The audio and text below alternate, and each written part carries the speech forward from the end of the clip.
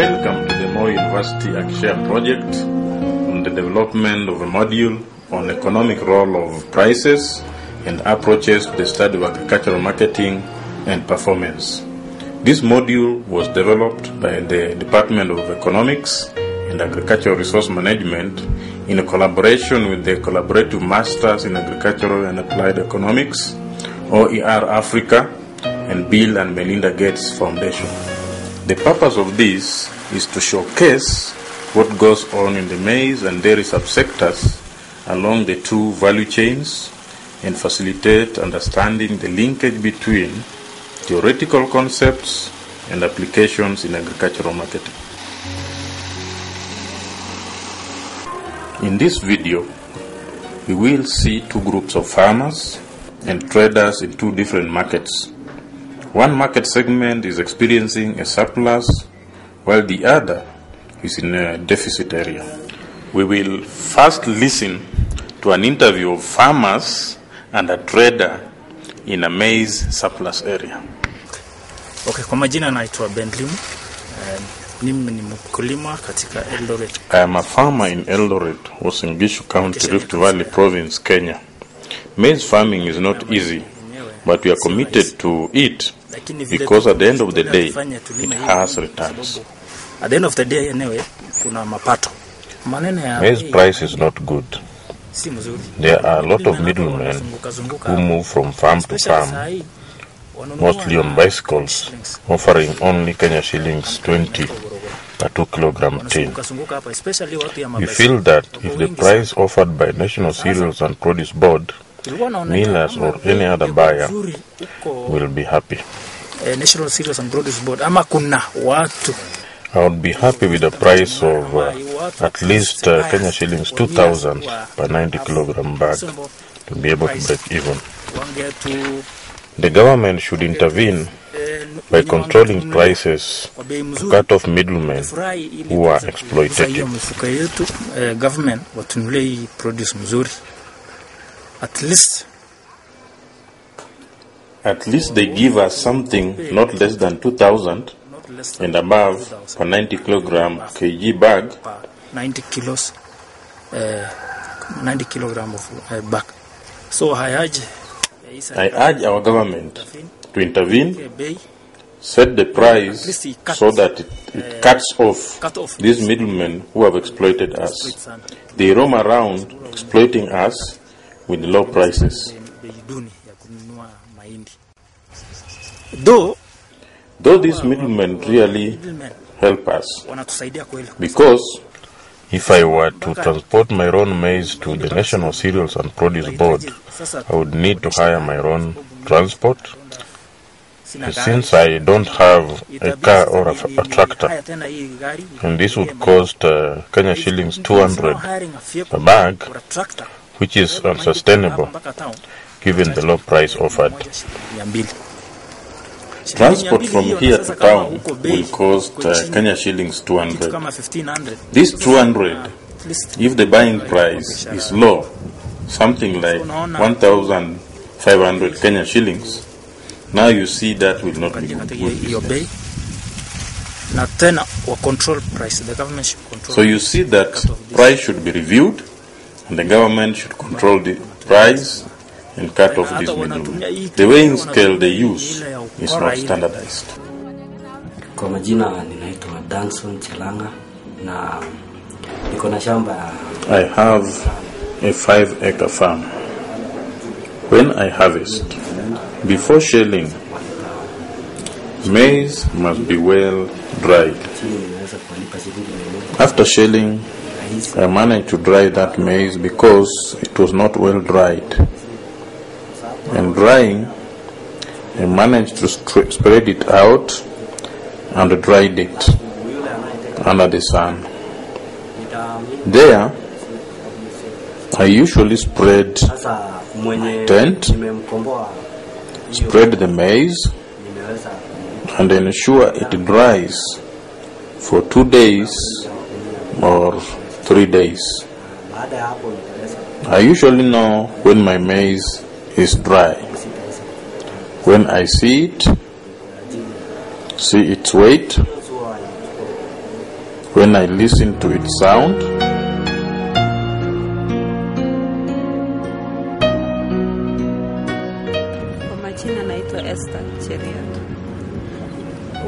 I am a maize trader mainly. Usually, I buy from a farmer and taken to a miller most of the time. Usually we buy when wet and dry. When it is still wet, I will need to dry it to reach moisture content of 13.5. When it is maize that he has not dried, he usually sells to me and adds me 1 kg for drying. Usually for a farmer who has dried maize, we usually buy kilos, 90 kg bag standard weight. And if he has not dried it, he usually weighs for me at 94 kg or 93 kg bag. Now we usually sell our maize to millers because we say ready market. You sell your maize and you are paid on the spot and you get a chance to go back to the farmer and buy more. If you sell to cereals bird, you can stay for 1 year without getting your money. Especially this year, we are experiencing a lot of problems. They are bringing many things to the cereal board that we don't even understand. They are saying for a storage, a farmer, even if you are a trader, you take your maize and store it there first. After storing, you go and look for a market that disturbs us, especially business people like us. Concerning prices, we observe millers' price first before going to the farmer. If they are buying at 1300, we deduct 100 for transport, and we deduct 50 for expenses, and deduct 50 for your profit. And now you go back to the farmer when you already know what a farmer's price should be.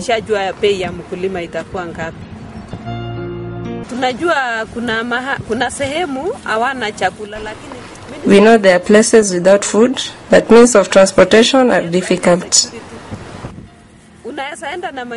You can go with your maize from Eldoret to Turkana or Isiolo, but on your way, you will not reach because they know what you are carrying.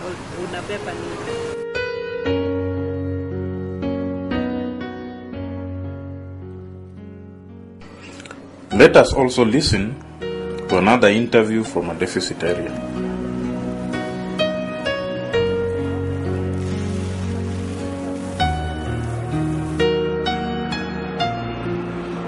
Kwa majina wananiita Judith Ngala.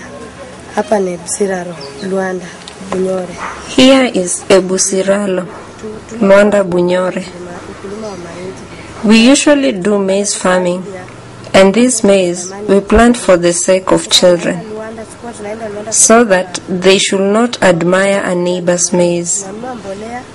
We just plant to be able to get breakfast when mature, so that my children should not admire my neighbor's maize, but we don't sell. We get sometimes 3 2-kilogram tin and just meal. This maize we plant for breakfast when mature, so that our children don't admire our neighbors, but we don't sell. Sometimes we get 3 2 kg tins with just meal. And there's a time I planted, I did not even meal. We just ate while still in the field, and that was all. So maize planting here is really bringing us really down, as we don't have farms. Now we buy maize at 2 kg tin at 45 shillings. When you add this with milling, it's 50 shillings. Mostly we depend on the market. We don't depend on the farm because our farms are small and not fertile. We plant twice in a year, and there's no profit. Better to plant vegetables, because at least you get something. But maize, you just plant for roasting or boiling, but not milling. For milling, we buy from Luanda. The way the government is intervening and setting the price for maize is how we suffer most. It's better if the government lets people sell their foodstuff the way they want, Like now when they intervened and said maize is being sold at a bad price, and people from these sides we don't have farms. Here we used to buy maize at 30 shillings per 2 kilogram tin. It's only 1 month, and maize has been raised to 45 shillings per 2 kilogram tin. So the government, on the other hand, causes us to suffer. It's not helping us. People like us who don't have farms, the government is making us suffer on the other side. Government should have helped us with like loans. With our small farms, we can do business, and those loans should not have tough restrictions till they come and carry your things from the house. I am a trader. I purchase maize from Kipkaren and I bring it to Luanda. My margin is only Kenya shillings 100 per 90 kilogram bag. I have been in this business for 3 to 4 years. Currently we buy maize at Kenya shillings 1,300 and sell at Kenya shillings 1,400 per 90 kilogram bag.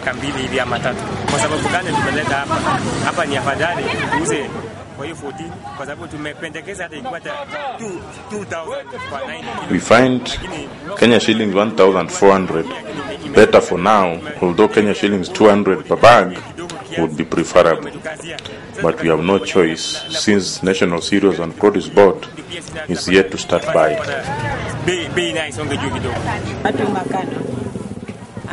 This maize earlier on, as from April to July, we have been acquiring it from Uganda.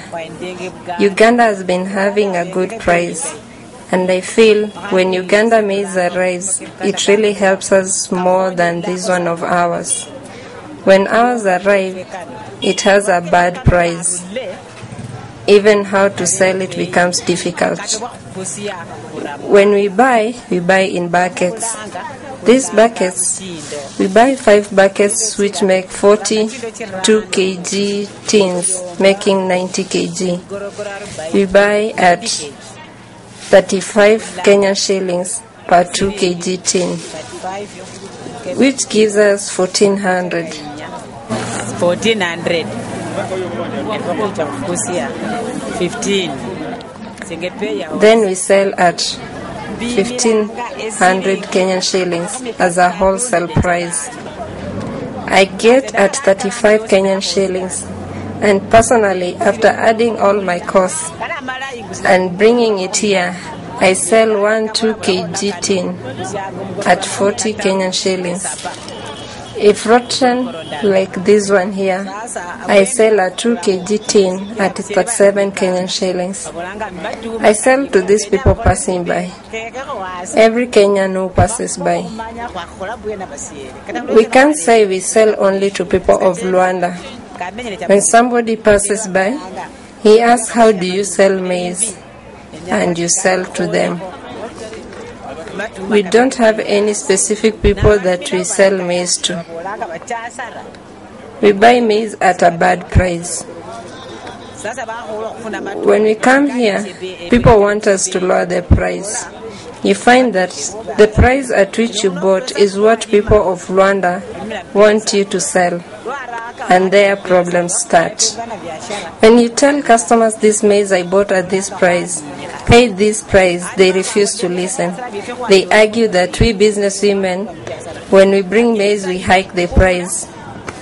They don't know that the margin is we get on a 2 kg tin is just a small amount, not so much. We are praying if government is willing, it should help us. It should lower the price of maize for us to enable us to know how we can sell maize to our consumers. When you look at it, one is white and one is rotten, and is wet and we then dry. The government should stick to one price, and when it sticks to one price, we business women, we should know when we engage in business. From these scenarios, you can clearly observe how prices can signal both farmers and traders in a deficit and surplus.